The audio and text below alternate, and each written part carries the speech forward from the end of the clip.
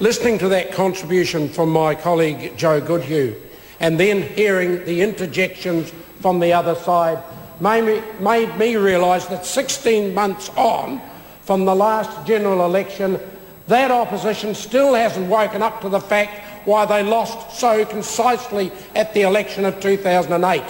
Because what their voters did, and it was their voters that left Labor in droves, what they'd decided is that the government, the then government, the Labor government, did not have a strategy to deliver for New Zealanders.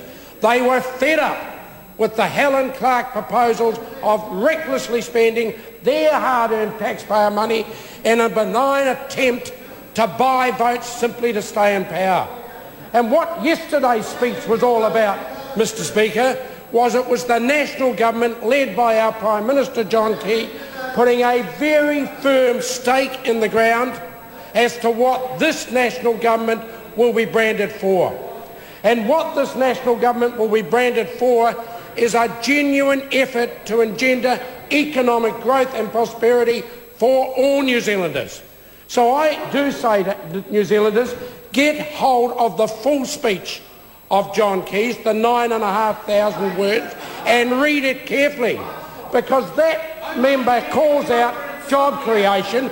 Job creation was throughout the speech with the amount of money that we're spending on infrastructure, the progress we're going to make with irrigation. All of that will deliver prosperity and jobs, and it seems to me when you talk to New Zealanders, the only people who haven't woken up to it is the Labor opposition. Last night when I left this place, I was walking home and got talking to a guy, and he said to me, I didn't vote National at the last election, and I said, well, that's your choice. He then immediately said, but I wish I had. But I wish I had. Because he sees this government intent on trying to do something for that person who I suspect was very much a blue-collar worker, the sort of voter who traditionally would never have considered voting for any other party.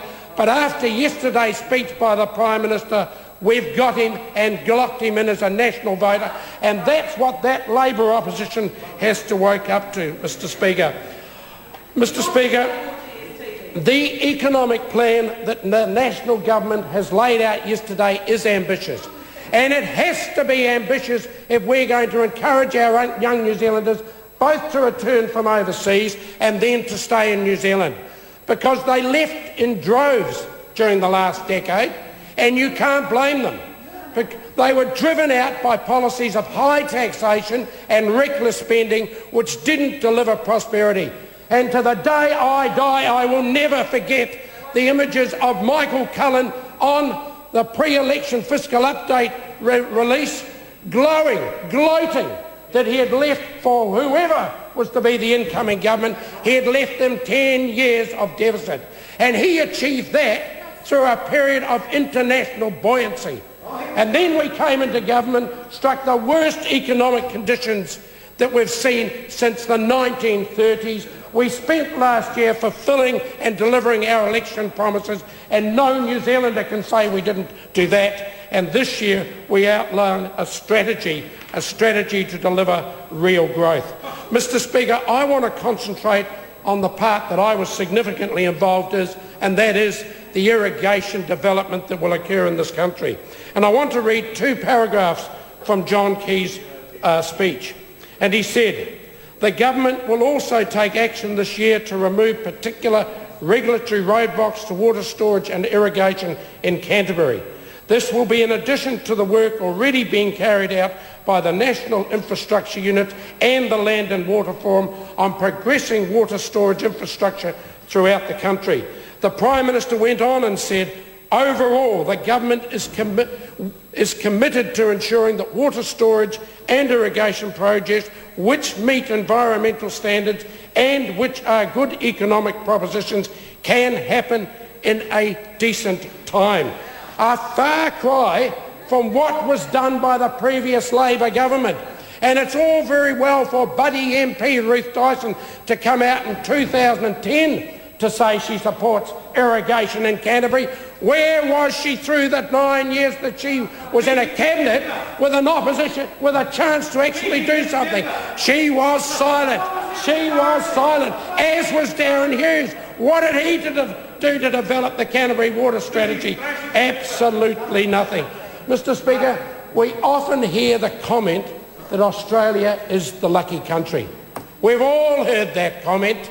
Well, Mr. Speaker, New Zealand is the lucky country. We have the minerals. We'd just previously never decided to use them, and that'll change under a national government. But more importantly, we have one attribute which Australia won't have and will never have, and their precarious situation will get worse, and that is water. And at the moment in my home province of Canterbury, 96% of that water goes down those major rivers and into the sea.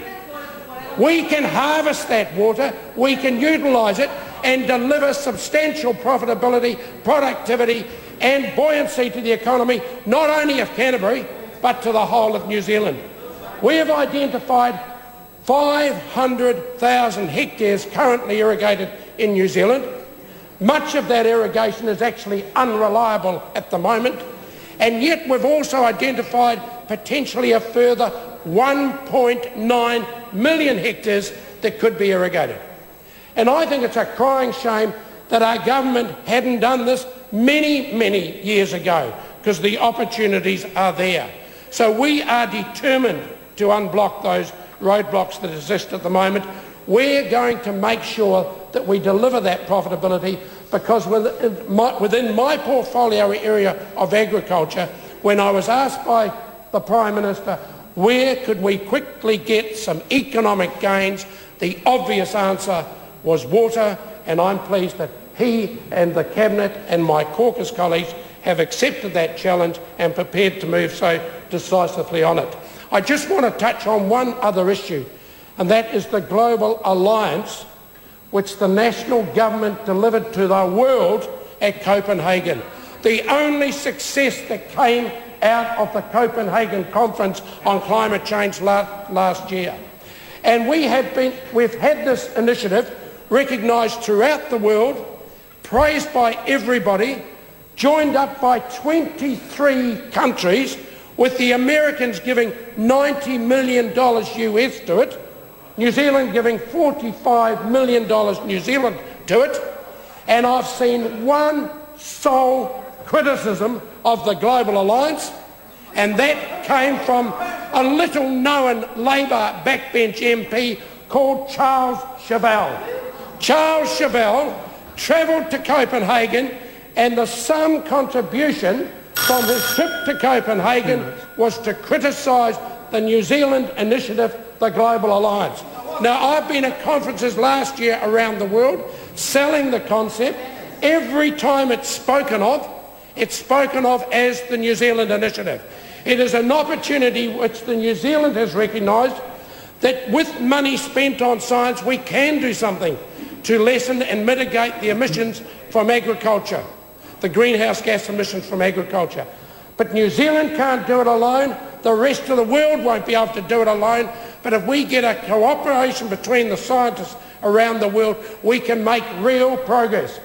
And I congratulate John Key as Prime Minister for announcing that initiative at Copenhagen, and I severely criticise the Labor opposition, and particularly Charles Chauvel, as being the only person that I know of who's managed to find criticism with the initiative. Mr. Speaker, not only did we tidy up a number of issues around economic growth, we clearly have signalled we're serious about reforming the tax system.